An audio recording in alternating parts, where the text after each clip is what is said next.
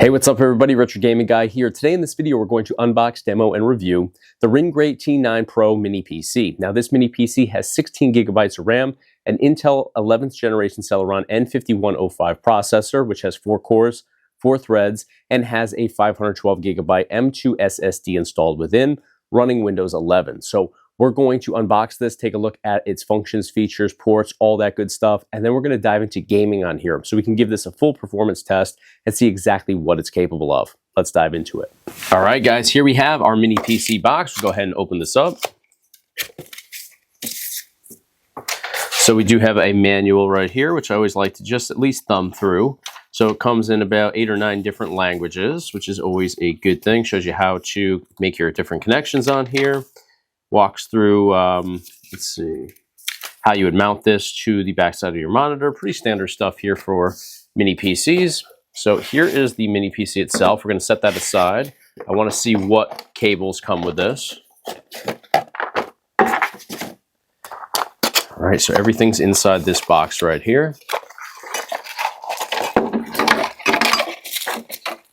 All right, so pretty standard stuff. We have our mounting bracket right here. Love this particular type of mounting brackets too. It's very easy to install and very easy to also remove the mini PC from it. So that's always certainly an advantage there to this particular setup. We have the mounting screws here as well, HDMI cable, and our power supply cable right here. So pretty standard across the board there. All right, guys, here we have our mini PC. Now, first thing that actually made me click on this on Amazon is the fact that we have this vibrant graphic up here on the top. Certainly not life-changing, has absolutely no effect on the performance of this, but it certainly does look cool. Made me stop and look at this mini PC as a potential option, and the specs definitely back it up. So taking a look at the front side, we just have a power button here. Good action on it. Does seem to be like a reliable power button here, which is always good. Some can be a challenge to actually hit. If we turn it to the side, we have 3 USB 3 ports, ventilation right underneath that. Back side here has 2 Ethernet ports. We also have our power supply cable connection right there. Other side has our headphone jack right there. So we can plug in headphones, speakers, all that good stuff. Ventilation across the bottom as well.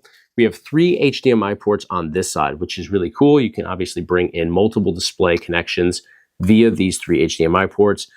Very recently, I came across my first mini PC review, or came across my first mini PC for a review that incorporated 3 HDMI ports. We very recently saw that 2 were becoming popular, and now it seems 3 are becoming popular. So certainly love the options there. I don't know if I personally would use 3 ever, but I certainly would use 2, and having an additional option certainly doesn't hurt. Now we also have ventilation below that, so it does seem like we're going to get good airflow on this. Performance, I'm hoping is going to be good based on the specs. It seems promising. Now backside, we have 4 rubber feet at the bottom, so this actually works to reduce the skid if you were to slide this across a desk like this. You can see I'm actually very forcefully trying to move this, and it grips really nicely, so it keeps it safe and secure. We also have 2 screw holes here, so we can mount this easily to the mounting bracket. That's convenient for connecting it or installing it within an arcade cabinet or the backside of a TV or monitor, or of course, if you were to install it on the inside of a desk wall. That certainly would be a great option for something like this that's lightweight and compact. Now, we also have RGB lighting that goes around. You can see this little strip here at the bottom. It goes around all 4 sides. So the entire perimeter of the mini PC has lighting. Once we power this on, that should light right up. And I'll show you guys how that looks in a well-lit room like this setting right here. And then I'll also kill the lights so you can see how it looks in the dark as well. So no controls for the RGB lighting as far as I can tell, at least on the mini PC itself. But definitely seems like it would be a nice just a nice touch to have on there, especially if you're a gamer. I always like things that glow and light up. I think it just looks aesthetically pleasing. So we're going to power this on. I'll show you guys what the lighting looks like, and then we'll dive into some Batocera via a external SSD, so we could actually test out what the gaming performance would be like on this mini PC right here. All right, guys, so you can see the RGB lighting on here as it actually rotates around the entire perimeter of the mini PC. So it does look pretty sharp. I like the way that it is still vibrant even with the lights on. But let's go ahead and cut the lights and see how it looks in the dark. All right, guys, we're pretty much in the pitch black now, and you can see again The RGB lights do still rotate around here. It looks pretty sharp, so if you were in a dimly lit room, it's certainly going to stand out quite nicely.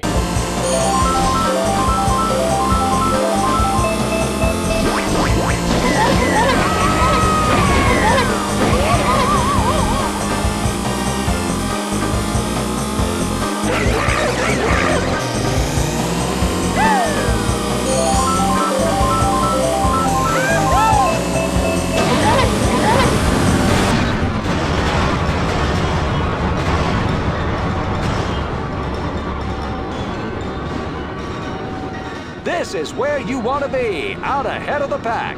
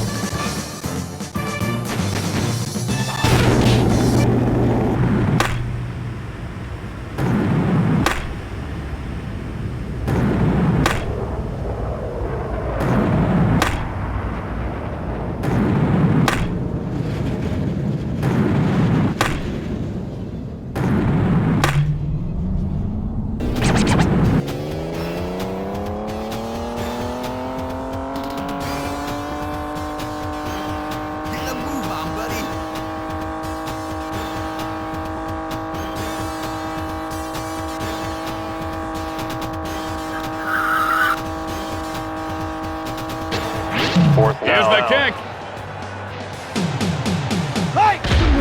Backs up. Delivered. And the Rams get the first down.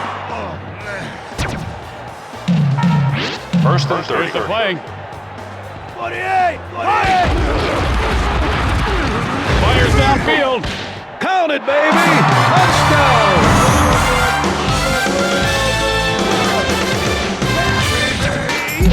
Now that's a team with guts. Well, it's a gutsy call anyway.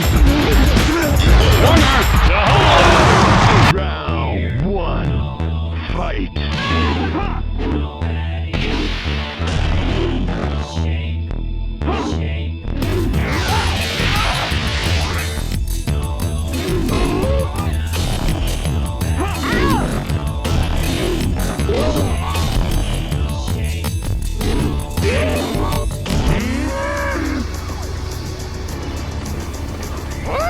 Round one.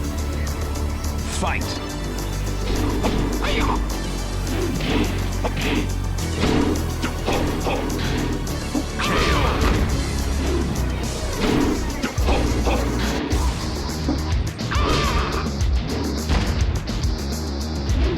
You win. The legend of AC. A legend from the dawn of time.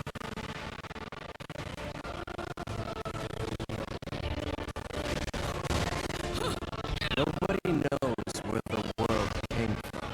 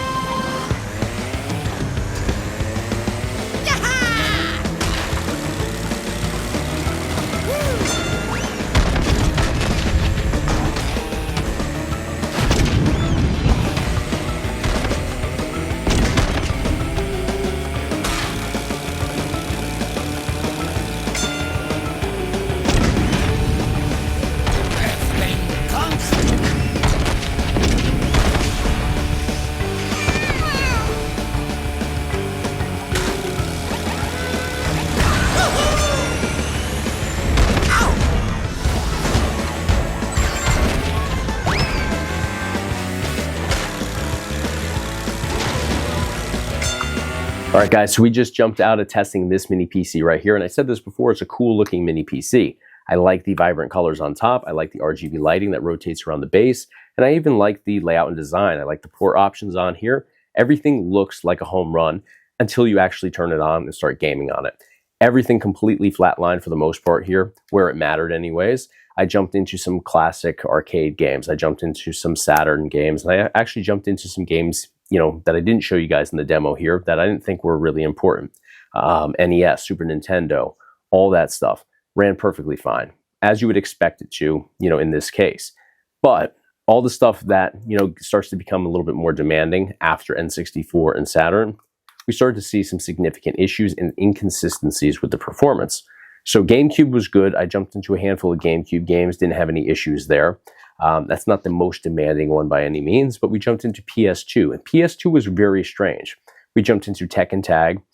We jumped into Tekken 5. Tekken Tag is an older game. You would expect it to not have issues. It ran in slow motion. I adjusted settings just to see if I could figure out what was going on there.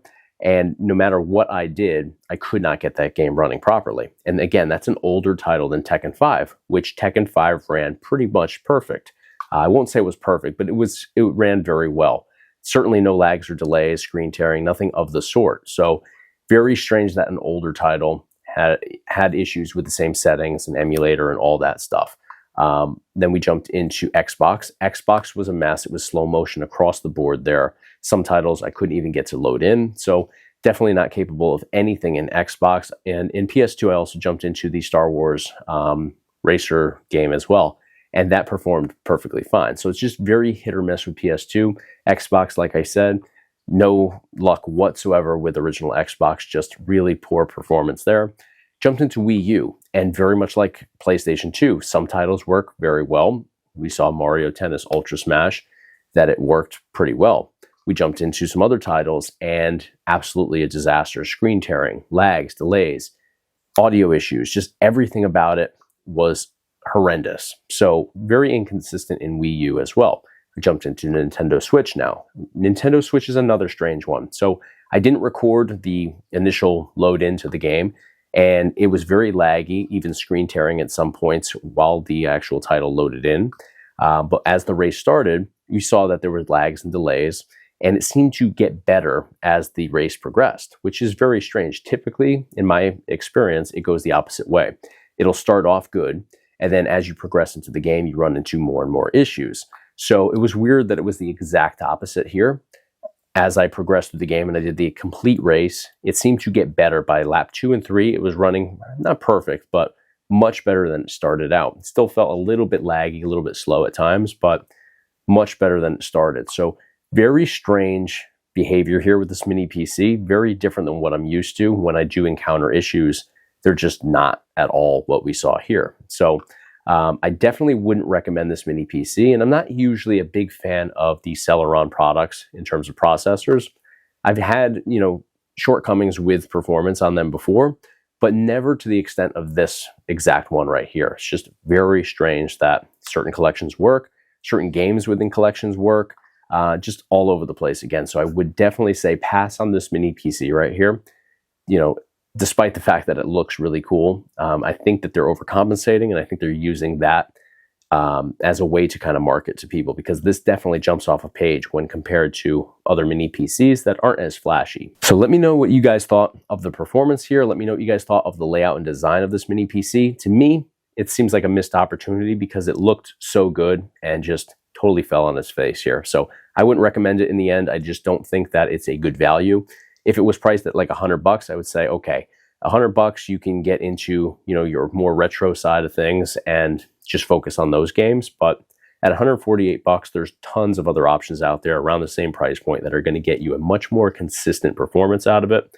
So definitely avoid this at all costs, in my opinion. But let me know what you guys think in the comments below. If you enjoyed the content today, please give me a thumbs up on the video. It's a huge help to me here on YouTube. And of course, hit subscribe to stay in the loop for all future videos.